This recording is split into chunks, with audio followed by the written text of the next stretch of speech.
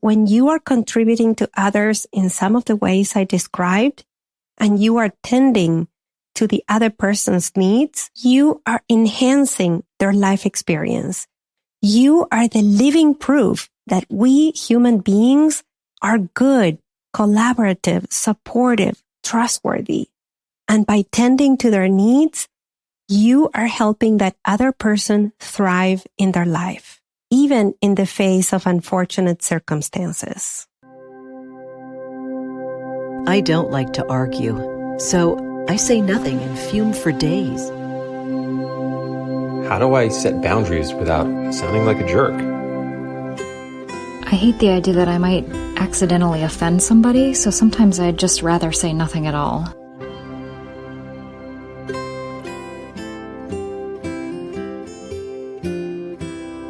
Welcome to the Language Alchemy Podcast, and thank you for joining me today. This is your host, Alejandra Siroka, a transformative communication teacher and coach who's devoted to helping multicultural individuals and couples engaged in personal growth transform their lives and relationships through conscious communication. Thank you so much for joining me. This is your 15-minute transformative communication podcast workshop. Today, we have part 3 of the Communicating Needs Skillfully series. We started this series in episode 138 when we talked about the reasons why communicating needs is difficult, especially for women. Then, in episode 139, I taught you 4 questions to help you connect to your needs. After I released these episodes, I received questions and comments from people, mainly women. One person told me they found it, and I quote, impossible to be able to communicate her needs with her partner at home and at work. Another woman said that she's been able to get by in life without communicating needs. So she didn't think that communicating needs was that important.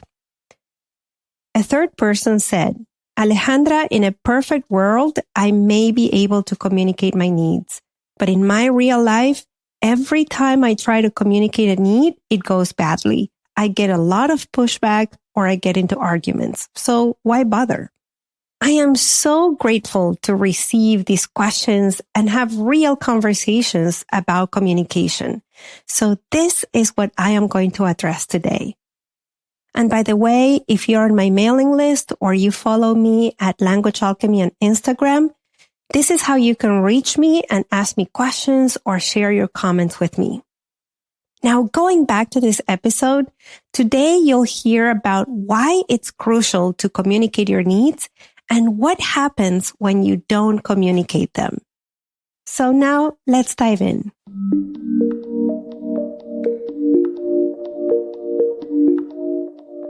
Let's start by addressing the comment that you can get by in life without communicating your needs. To that comment, I'd like to say, yes, maybe you are getting by in life without communicating your needs. Now, getting by in life is not the same as thriving in life. I believe you and every single member of our precious human family deserves to have a thriving and meaningful life, one in which you feel fulfilled, grounded, capable, and trusting that you can be yourself unapologetically. If you want that kind of life, then you need to learn to communicate your needs. When you have a thriving and meaningful life, when you have equitable relationships, you experience interconnectedness. You know that when you help contribute to others' well-being, you are also contributing to your own well-being. And you know that this kind of contribution feels joyful. Like when you do a random act of kindness with a stranger at a grocery store. Maybe you see the person standing in the checkout line behind you and they look like they're in a hurry. So you let that person go in front of you. That small act feels wonderful inside.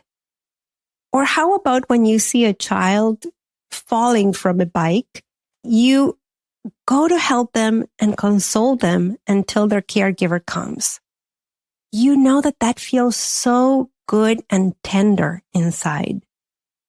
Or when you helped a friend with a resume, or you helped them role play what to say during a job interview, and then you get a call from them and they tell you that they did really well in their interview and that they got the job, you feel like having a party inside. So celebratory.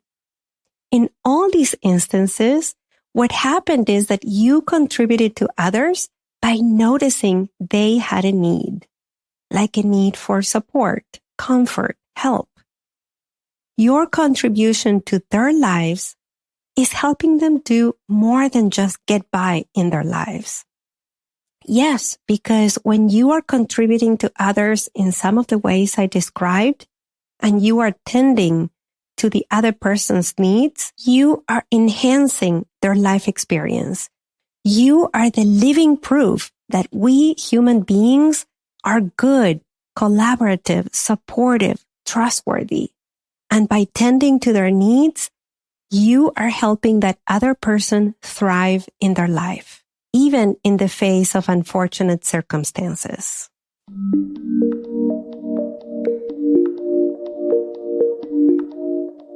Now, there are times when others directly ask you for your help or your support with something they need. And when you are there for them, you feel honored to be asked, to be trusted, to be leaned on. You feel that you matter to this person, that they respect you. They respect your help, your opinion, your advice. They welcome and appreciate your presence. And when you listen to someone else's needs and you help them tend to their needs, you are also communicating to them that they matter to you, that their needs are important, that they are worthy of receiving, of being given to, of thriving in their lives. And this is what can happen for you when you are able to communicate your needs. This is how you are able to feel the interconnectedness with others. When you are able to let others who want your well-being and success care for you, support your well-being, cheer for your success, help you have a thriving life. When you communicate your needs out loud, you are giving others that opportunity to feel wonderful, to feel tender, generous, happy inside. And you are communicating to others that they are worthy of your trust, of your ask, and that whatever they're giving you to help you fulfill your needs is good, valuable, and appreciated. One of my teachers, Marshall Rosenberg, used to say that communicating needs is life affirming. Yes, because when you communicate your needs, you are affirming the importance of your life. When you ask for what you need, when you express your needs out loud with clarity, with confidence and conviction, you are reaffirming to yourself that you matter, that you are worthy of being given to, and that you and your life are valuable. And this is something very powerful and crucial to communicate if we want to have healthy relationships in which you and the other human being have equal value. So if shared value, equality, equity, if contribution and collaboration, or generosity and trust, if joy and care are important to you, then you don't want to just get by in life. You want to thrive. And therefore, you must learn to communicate your needs out loud.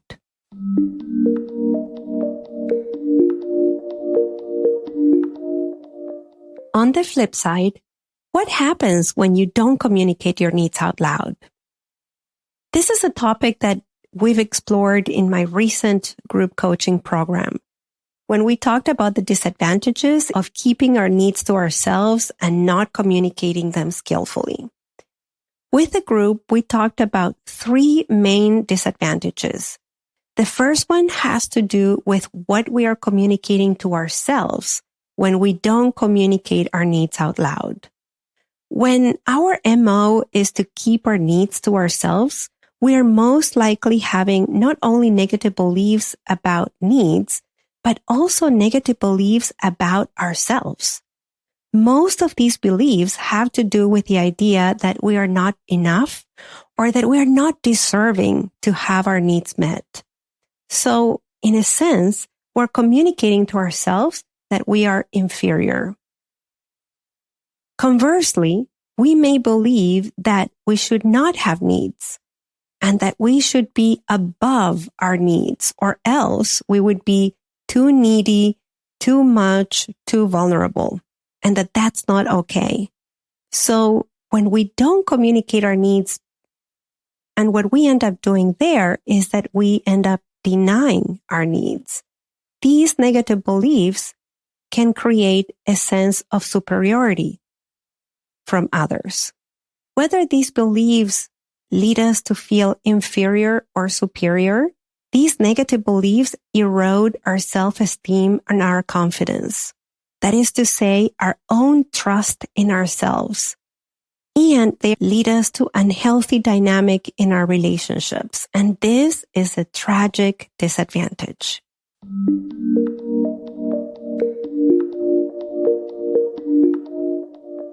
The second drawback of not communicating our needs out loud has to do with what we are communicating to the other person about them, especially if we are in relationships in which the other person is able to communicate their needs with us, but we are unable to communicate our needs with them.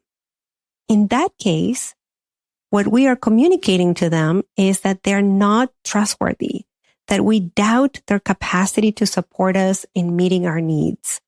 And we deprive the other person from feeling the joy and all the wonderful feelings we have when we support someone else fulfill their needs. And when we do this consistently in relationships, we create lopsided relationships in which there is no shared power, no equity, no equality. So again, that's another tragic disadvantage. The third disadvantage is that by not communicating our needs out loud to others and not giving them the chance to support us, we are not getting our relational needs met. What happens then is that we feel disconnected from others. And in time, that disconnection can grow so much that it can turn into anxiety, depression, anger, resentment, numbness, and other experiences that stunt our growth as human beings. You and I both, we are relational beings. And to have healthy relationships, we need to communicate our needs out loud. I know that you listening to this podcast, you are here because you want to grow and evolve, because something in you knows that you can increase your capacity to show up as a mature and conscious adult for your benefit, for others' benefit, for the benefit of all. And to benefit all beings, we all need to communicate our needs out loud.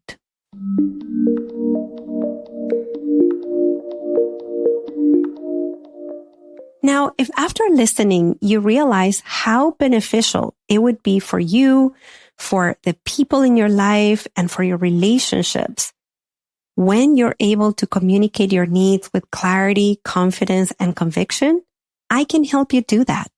In fact, in a couple of weeks, we are going to start the spring cohort of the Language Alchemy group coaching program that's available for 10 individuals. It goes from April to June. This is a 3-month program in which you'll work on your specific communication goals and challenges with my personal guidance and support within the powerful container of a community of like-hearted individuals. Don't wait. Apply now at languagealchemy.com/group coaching. I will add the link in the show notes. And now, let's recap what you've heard in this episode. In this episode, which is part 3 of the Communicating Needs Skillfully series, we talked about why it's crucial to learn to communicate your needs. I also mentioned 3 tragic disadvantages of not communicating your needs out loud and keeping them to yourself. Next week, I am going to teach you how to communicate your needs skillfully in a way that you can be heard and your needs can be supported. If you struggle to communicate your needs, write to me and let's start a conversation about this and about how I can support you. If you're on my mailing list, you have my email. If not, you can go to languagealchemy.com and sign up for my mailing list, and then you'll be able to communicate with me directly. Or if you now know that the Language Alchemy group coaching program would be useful for you, then go to languagealchemy.com/group coaching and apply for the program that starts in April. Thank you so much for listening, and a special thanks to all the members of the winter cohort of the Language Alchemy group coaching program. It's really beautiful to see how all of you who started it with me in January, in less than 3 months, are communicating your needs with clarity, confidence, and compassion. Until next week, and as we say in Argentina, ciao ciao! Original music by Gary Lapoe. You can find all links in the show notes at languagealchemy.com.